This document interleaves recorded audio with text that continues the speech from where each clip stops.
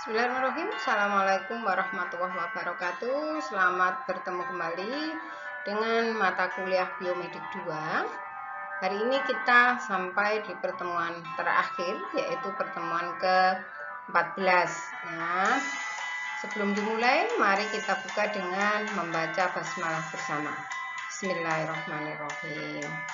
Nah, untuk pertemuan ke-14 kita akan belajar tentang rekayasa genetika ya. Nanti kita menggunakan bakteri dan juga virus untuk membuat insulin ya. Selain itu adalah peran virus dalam terapi gen.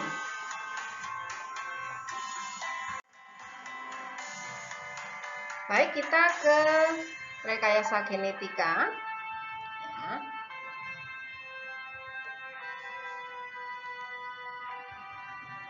Kita pasti sering mendengar insulin ya. Insulin ini merupakan hormon yang fungsinya adalah membantu mengatur kadar gula di dalam darah ya. Mekanismenya, bila glukosa dalam darah tinggi, maka glukosa ini akan diubah menjadi glikogen yang kemudian disimpan di dalam otot. Nah, dengan demikian maka kadar glukosa dalam darah tidak tinggi.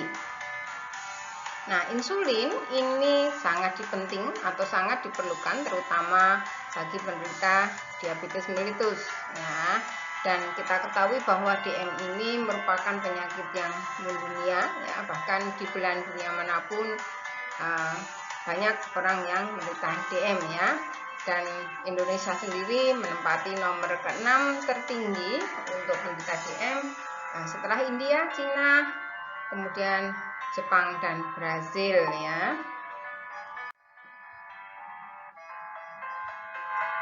Nah, DM itu apa? DM atau sering disebut sebagai gula darah ya, penyakit DM, diabetes mellitus atau kencing manis ya, merupakan penyakit di mana tubuh penderita tidak bisa secara otomatis mengendalikan tingkat gula, dalam hal ini glukosa, di dalam darahnya.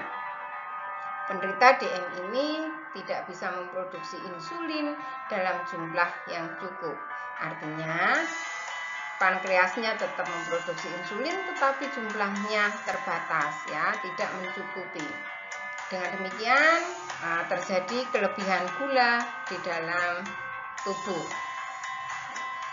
Kita ketahui bahwa ada dua macam DM ya. Yang pertama adalah DM tipe 1 atau IDDM, insulin dependent diabetes mellitus.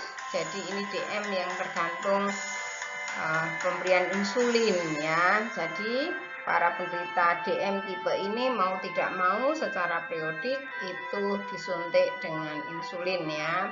Periodiknya tentunya tergantung dari penyakitnya ya, keparahannya ya. Kemudian yang kedua adalah diabetes mellitus tipe 2 atau NIDDM, yaitu non insulin dependent diabetes mellitus. Jadi DM tipe ini itu dia tidak tergantung pasokan insulin dari luar ya, masih bisa diatur dengan mengatur gaya ya. Nah, kita lihat yang DM tipe 1. DM tipe 1 merupakan kondisi defisiensi. Defisiensi itu berarti kekurangan ya. Kekurangan produksi insulin oleh pankreas. Jadi Allah itu maha sayang pada kita. Allah sudah berikan kita pankreas, yang pankreas ini akan bekerja dengan baik ya, akan secara otomatis memproduksi insulin ketika gula darah kita meningkat ya. Itu kalau pankreas kita dalam kondisi normal ya. Jadi kamu mau pagi-pagi ya minum teh manis, siang minum es teh manis ya, sambil ngemut permen manis gitu ya, makan sambil tersenyum manis gitu. Nah, ketika pankreas kita fine-fine saja, insya Allah no problem ya, karena dia secara otomatis akan memproduksi insulin ketika gula darah kita naik ya. Nah, hal ini disebabkan karena sel-sel beta dari pulau-pulau Langerhans telah mengalami kerusakan ya.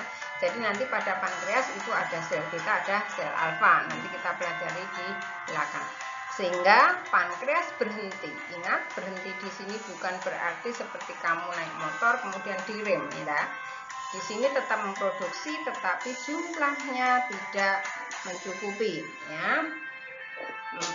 Dia jadi pankreas ini berhenti memproduksi insulin. Nah, kerusakan sel beta ini dapat terjadi sejak kecil. Jadi memang ada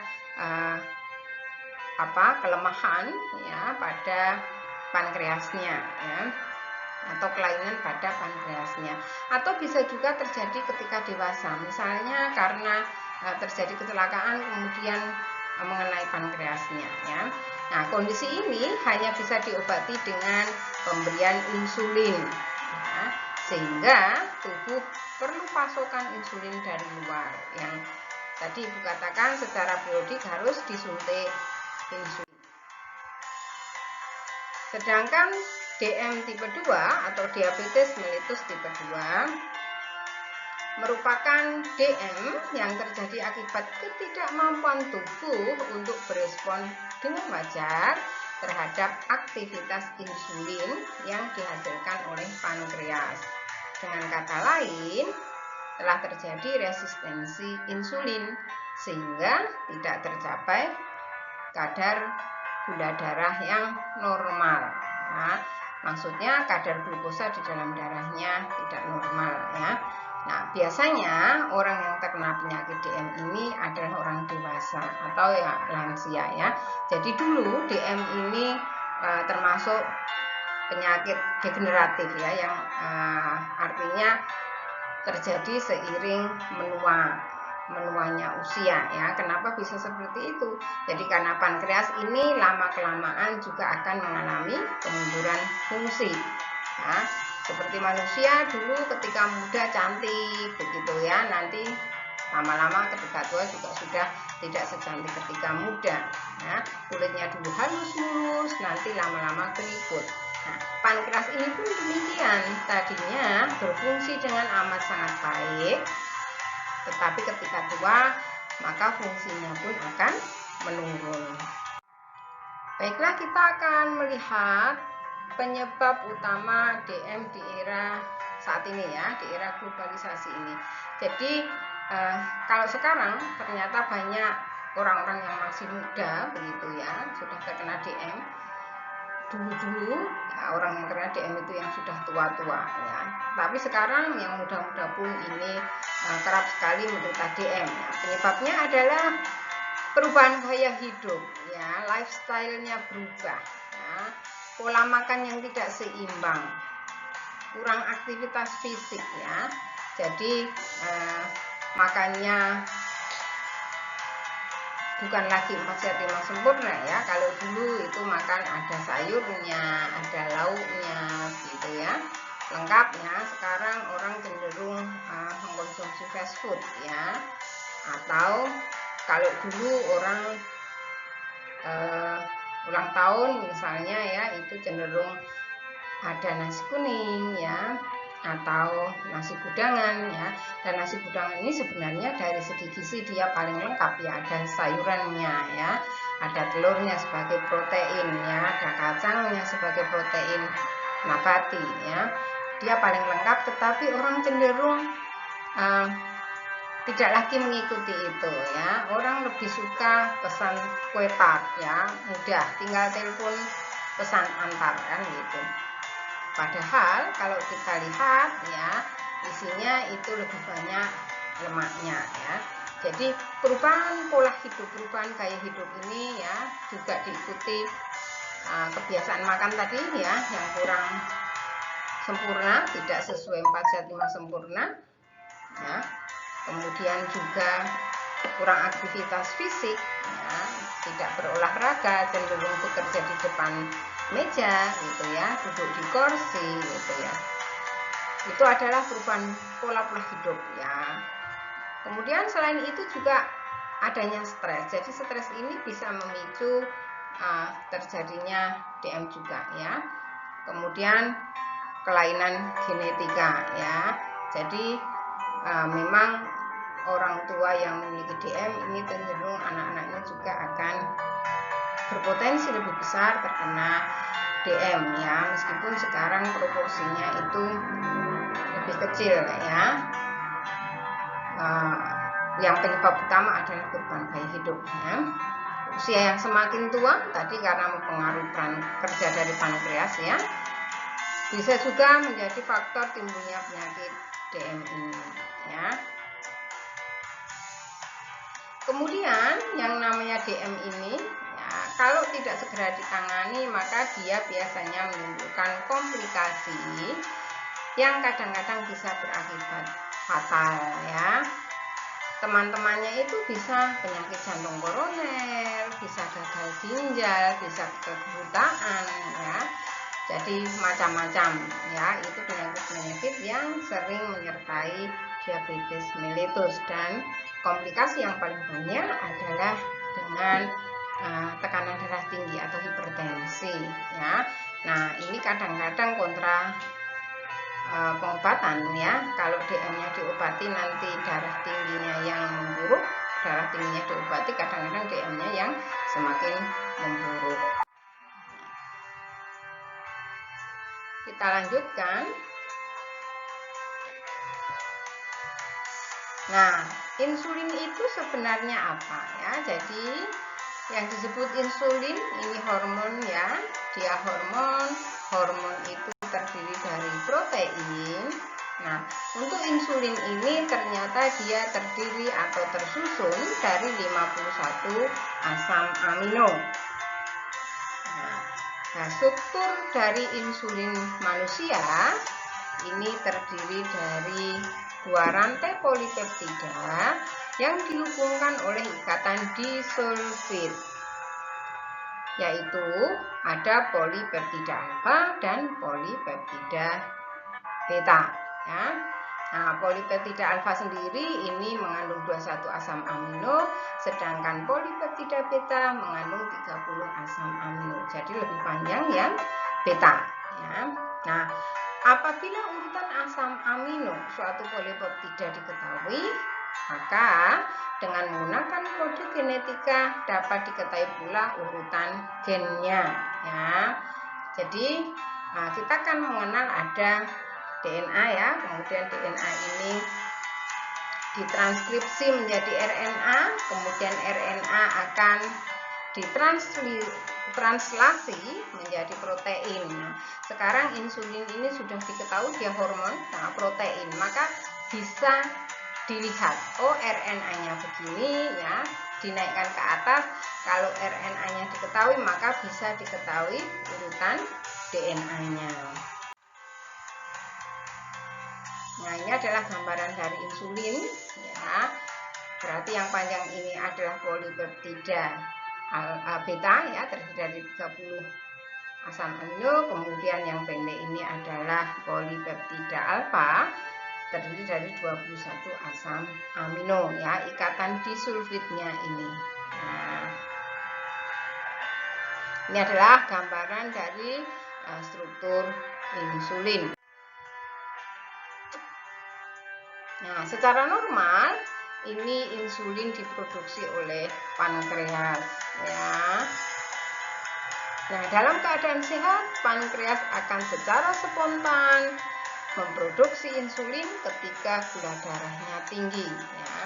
Jadi yang memicu produksi insulin itu ketika gula dalam darah meningkat ya.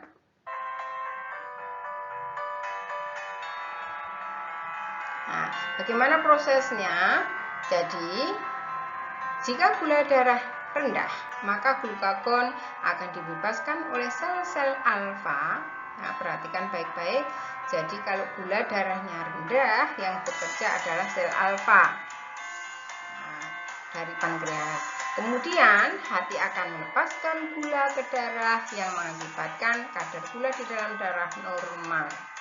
Sebaliknya, jika gula dalam darah tinggi, maka insulin akan dibebaskan oleh sel beta dari pankreas. Jadi kalau gula darahnya tinggi, yang bekerja adalah sel beta. Kemudian sel-sel lemak akan mengikat gula dalam darah yang menyebabkan kadar gula di dalam darah normal, ya. Jadi kalau pankreas kita baik, fine-fine saja, mau gulanya naik, mau gulanya rendah, no problem, ya. Karena pankreas ini sudah dilengkapi oleh Allah dengan sel alfa dan sel beta. Sel alfa bekerja ketika gula darahnya rendah, sementara sel beta akan bekerja ketika gula darahnya tinggi dan akan dibuat menjadi normal. Nah, jadi kalau kita lihat ini digambarkan ya, titik-titik ini merupakan ilustrasi dari gula darah di dalam tubuh. Ini rendah ya, sedikit ya. Kalau ini gula darahnya tinggi. Jadi ini ada low blood glucose, yang di kanan adalah high blood glucose. Ya, kita punya pankreas yang di sana ada sel alfa dan sel beta.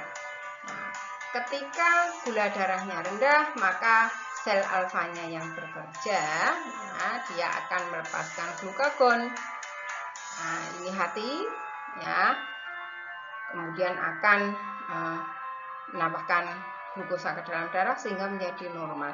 Jadi yang sedikit, yang rendah itu akan ditambah sehingga menjadi normal. Sebaliknya, ketika gula dalam darah tinggi,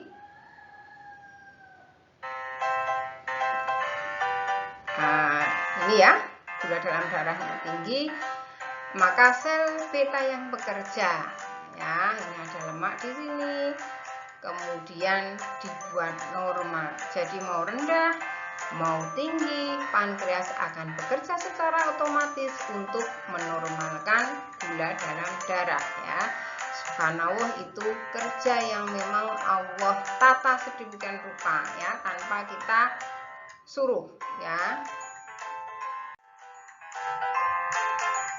Nah, dulu sebelum ada era rekayasa genetika, maka insulin yang diperlukan untuk mengobati penderita DM ini diperoleh dari hewan, ya, artinya insulin yang diproduksi oleh pankreas hewan, ya. Nah, biasanya menggunakan pankreas sapi atau pankreas babi. Nah, ini digunakan untuk mengobati DM pada manusia, ya. Nah, bagi kita muslim itu agak bahaya, ya, karena babi ini termasuk hewan yang diharamkannya.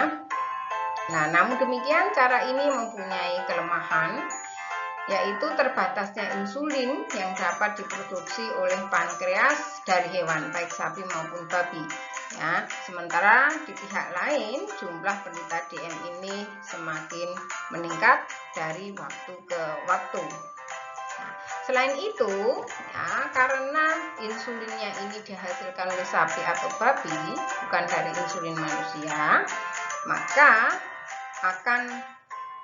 kemungkinan akan terjadi efek samping, ya, karena insulinnya ini tidak sama persis dengan insulin yang diproduksi oleh manusia. Meskipun diketahui bahwa insulin dari babi ini dikatakan paling mirip dengan insulin manusia. Nah, kita akan melihat bahwa penemuan teknik rekayasa genetika ini, ya, khususnya untuk menghasilkan insulin, itu jauh lebih baik dan lebih menguntungkan daripada tadi, ya, insulin dari sapi maupun dari babi, ya. Mengapa demikian? Karena insulin yang dihasilkan adalah persis insulin manusia, ya. Kemudian karena sama dengan insulin manusia, maka tidak menimbulkan efek samping. Selain itu, akan dihasilkan insulin dalam jumlah yang lebih banyak dalam waktu yang relatif pendek. Nanti kita lihat kenapa lebih banyak dan waktunya lebih singkat atau pendek ya. Nah, dalam pembuatan insulin dengan rekayasa genetika ini dapat digunakan virus maupun plasmid bakteri sebagai vektornya ya. Masih ingat ketika kita melajari virus, jadi virus ini dia tidak bisa hidup kalau tidak menginfeksi makhluk hidup lain ya.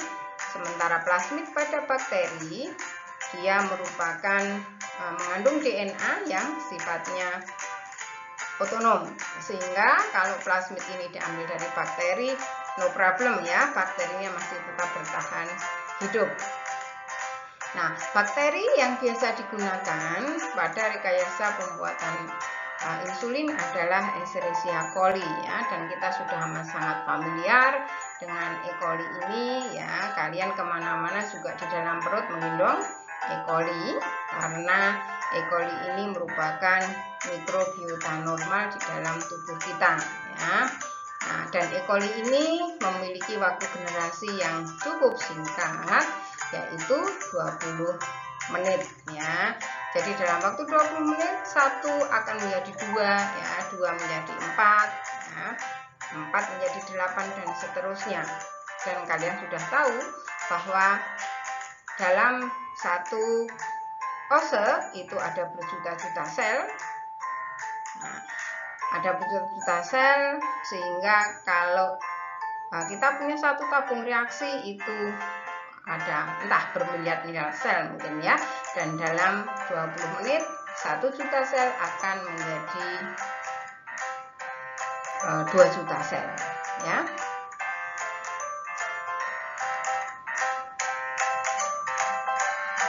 Nah, kita lihat ini adalah morfologi dari sel bakteri ya, bakteri E. coli yang kita gunakan untuk rekayasa genetika pembuatan insulin ya. Jadi dia punya flagel ya, punya flagel dan punya pili ya. Nah, nanti plasmidnya itu akan bisa diambil atau dipindahkan melalui pili ini ya. Meskipun demikian juga strain lain itu ada yang tidak memiliki flagel dan tidak memiliki pili ya. Nah, kita akan kembali melihat bagian dari sel bakteri ya, yang dulu pernah kita pelajari. Nah, jadi bagian sel bakteri ini ada plasmid ya. Di dalam tubuh bakteri ada 2 organ yang mengandung DNA, 1 kromosom dan yang kedua plasmid. Nah, plasmid inilah yang dia sifatnya otonom ya, bisa diambil ya, bisa dipinjem ya.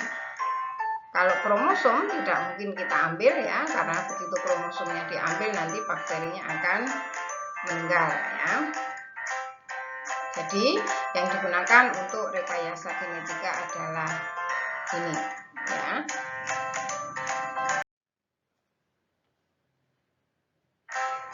Baik, kita akan melihat ini adalah seutas DNA ya.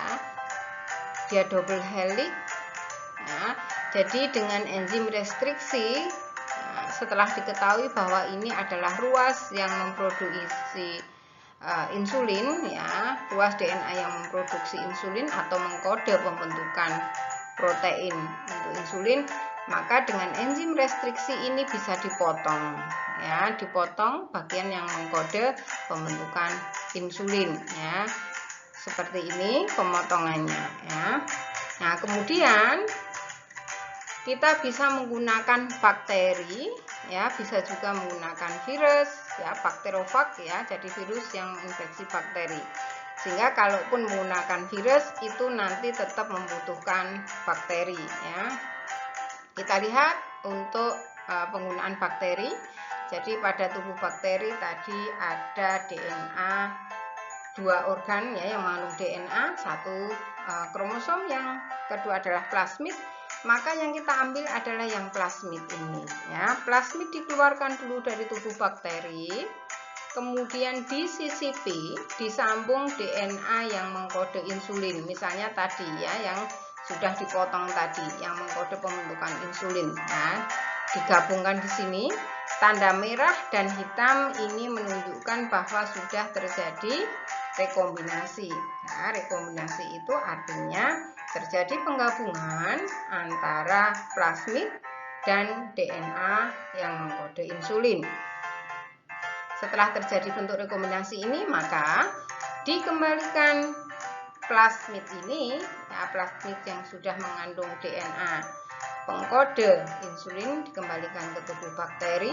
Nah, bakterinya tidak akan merasa bahwa dia sudah disisipi DNA lain. Dia akan tetap membelah, 1 menjadi 2, 2 menjadi 4, 1 juta menjadi 2 juta dalam 20 menit. Ya, tadi Ibu sudah berikan ilustrasi, jadi satu ose itu ada beratus-ratus atau bahkan berjuta-juta sel. Ya, kalau kita punya satu tabung reaksi mungkin bermiliar-miliar, nah, punya satu oven penuh sudah relatif banyak sekali ya. Nah, itu kalau menggunakan bakteri. Bagaimana kalau menggunakan virus? Virus yang menginfeksi bakteri atau bakteriofag ya.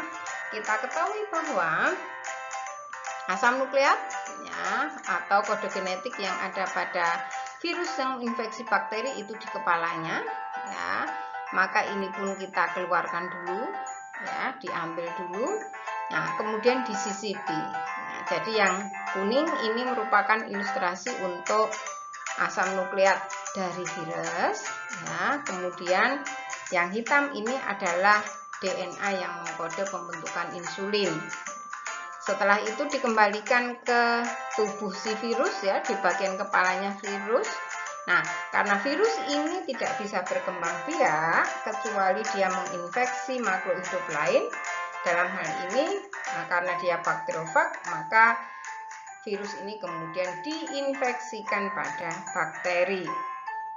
Nah, kemudian dengan mengikuti siklus litik atau lytic cycle ya, maka kemudian sel bakterinya akan lisis dan dalam satu proses itu bisa menghasilkan kurang lebih 200 virus baru ya, yang ini nanti sudah mengkode menghasilkan insulin.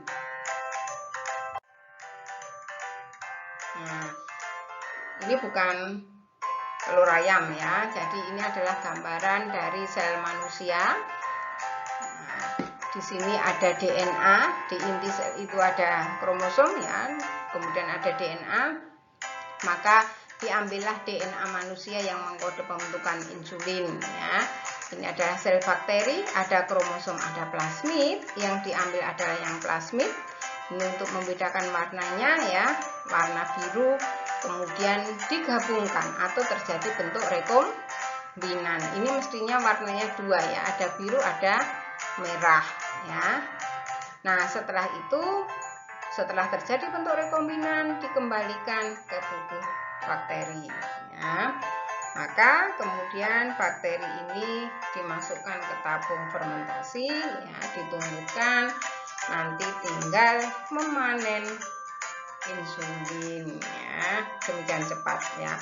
Inilah yang disebut kenapa menghasilkan insulin dalam jumlah yang banyak ya, dalam waktu yang singkat ya. Anda bayangkan kalau kita menggunakan sapi ya, misalnya sapi dalam 5 tahun ya dia sudah bisa beranak ya, sekali beranak misalnya menghasilkan 2, maka kalau misalnya satu pankreas sapi misalnya ya bisa menghasilkan 1 liter, maka dalam waktu 5 tahun hanya dihasilkan 2 liter insulin ya.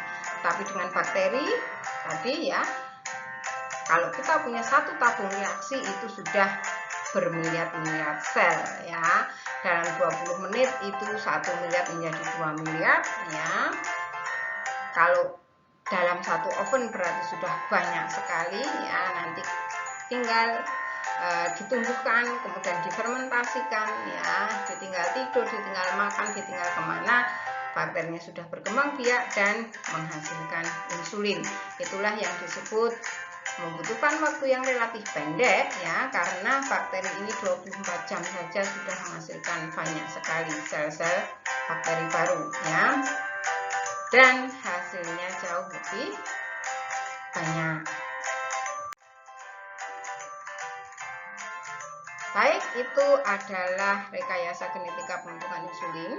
Yang berikutnya kita akan belajar tentang terapi gen ya. Jadi terapi gen ini merupakan suatu teknik untuk memperbaiki gen yang rusak atau gen yang cacat yang bertanggung jawab atas timbulnya penyakit tertentu ya. Jadi biasanya penyakit yang menyangkut gen ini penyakit yang diturunkan ya. Kita biasanya mempelajari di genetika ya.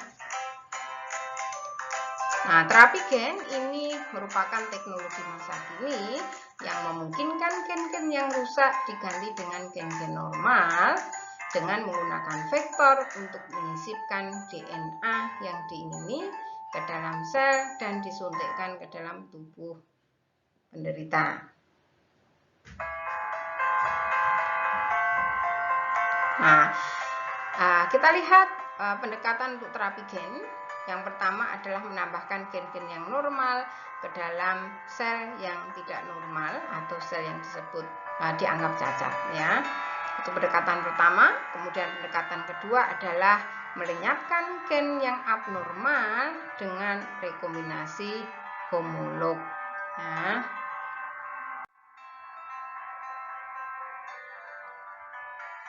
Yang ketiga, mereparasi ya. Mereparasi itu memperbaiki ya.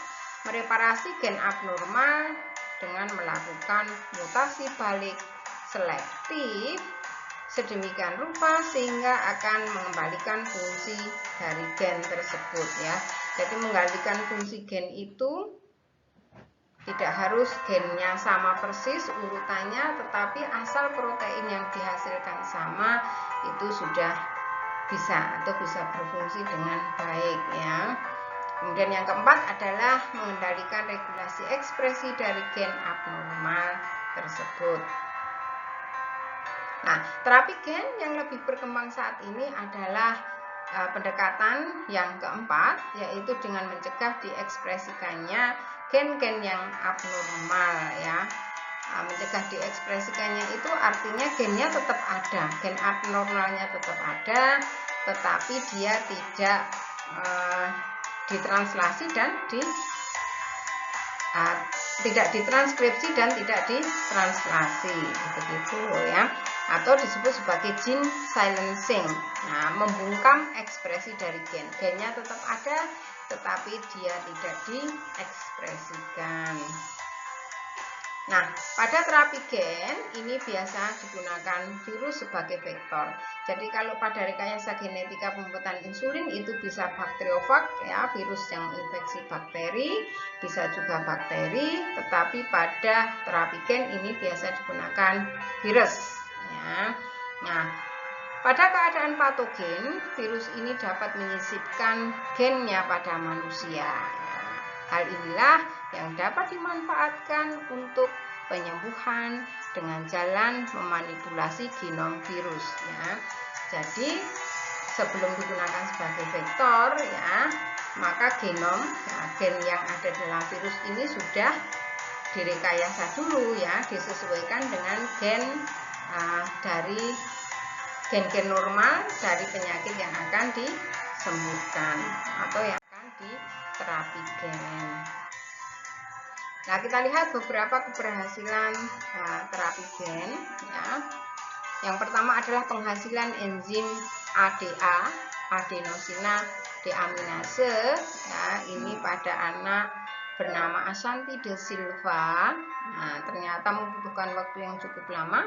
Jadi Ashanti de Silva ini dia setelah 5 tahun disuntik ya, disuntik dengan virus yang sudah genomnya diubah ya, dengan gen penghasil ADA ini, maka setelah 5 tahun tubuh Ashanti sudah mampu memproduksi enzim ADA ya.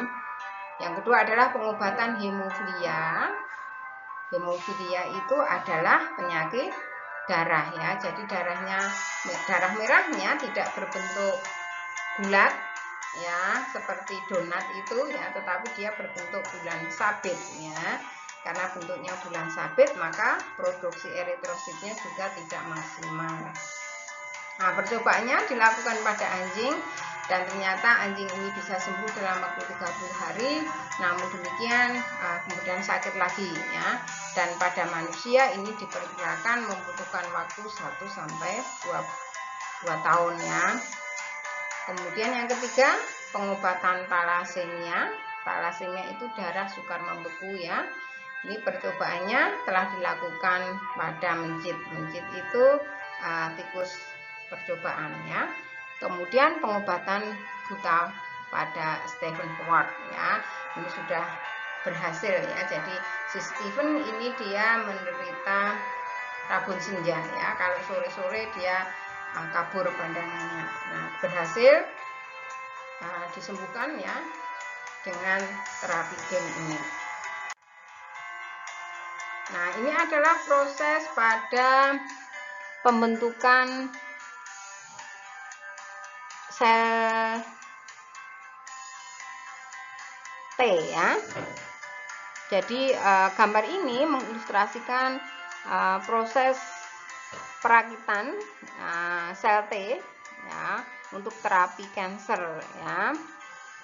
Nah, di sini ini adalah ada pasiennya. Nah, ini adalah virusnya. Gitu. Jadi kalau kita lihat langkahnya dari sini ya, ada virusnya ini kemudian genomnya diubah dulu, direkayasa dulu ya, dimodifikasi ya. Jadi virus ini hanya berfungsi sebagai vektor saja ya.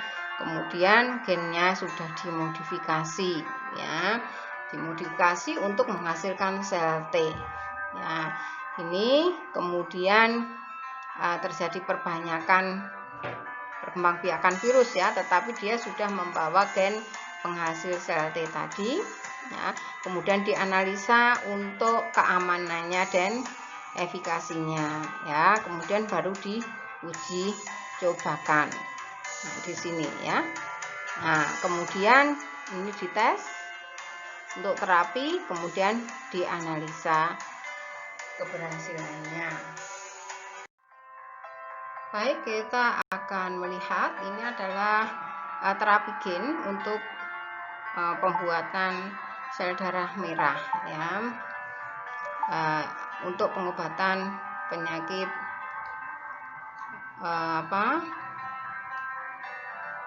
hemofilia ya. Jadi di sini digunakan virus yang tentunya genom dari virus ini sudah diubah, sudah direkayasa ya. Kemudian disuntikkan pada dalam hal ini monkey ya atau monyet sebagai hewan percobaannya. Nah, kemudian ini monyet ini nanti akan bisa menghasilkan sel-sel darah merah yang utuh, yang tidak bulan sabit ya.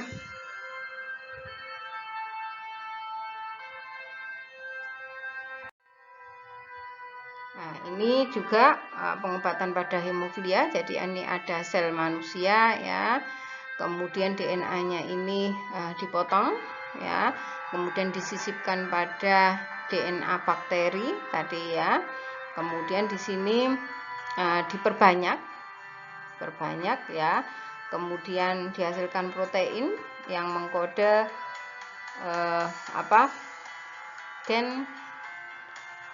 gen pembentuk sel darah merah ya.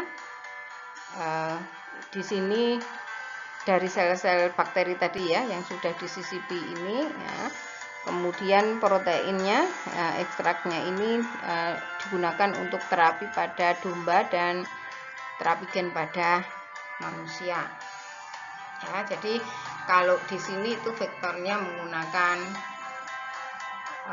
bakteri ya, sama dengan ketika pembuatan insulin tadi ya, pembentukan protein.